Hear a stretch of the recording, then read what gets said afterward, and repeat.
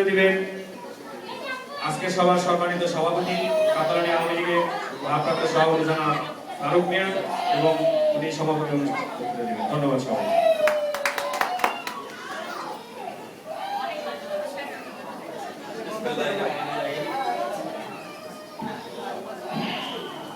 সম্মানিত সংগ্রামী ছাত্র বন্ধুগণ, আমরা আমাদের সমাপনী বক্তব্য মাননীয় সভাপতি এখন দিবেন। সমাপনী বক্তব্যের পরে প্লিজ আপনারা কেউ যাবেন না, যার যার আসনে থাকবেন।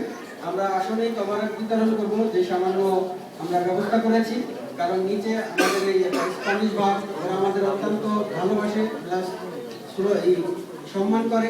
আমরা চাই না যে আমাদের উশৃঙ্খলতা বা বিশৃঙ্খলতা দেখিয়ে ওদের মনকে ঘুরিয়ে দিয়ে আমরা যাতে নেক্সট এই বলটা আবার সুন্দরভাবে ওরা আমাদেরকে দেয়, এই দৃষ্টিটা সবাই রাখবে।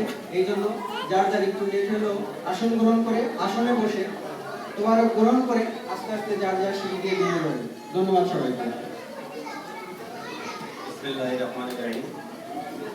কাতালোনিয়া আওয়ামী লীগ আয়োজিত 38তম জাতীয় শোক দিবস উপলক্ষে মুক্তিযুদ্ধের সপক্ষের সকল বাঙালি ভাই ও বোনেরা সবাইকে আমার সালাম, আদাব ও মুজিবের শুভেচ্ছা।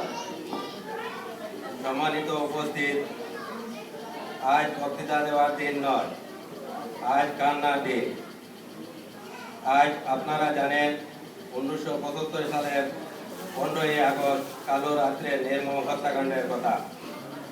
সেই কালো রাত্রে হাজার বছরের শ্রেষ্ঠ বাঙালি জাতির জনক বঙ্গবন্ধু ও তার পরিবারের সবাইকে নির্মমভাবে হত্যা করা হয়েছিল।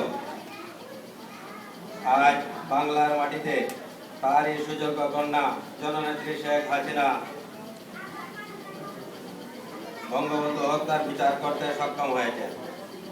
আজীবন আমরা বঙ্গবন্ধু ও তার পরিবারকে গভীরভাবে শ্রদ্ধা স্মরণ করব এবং তার হৃদয়ে আত্মার মাগফিরাত কামনা করব।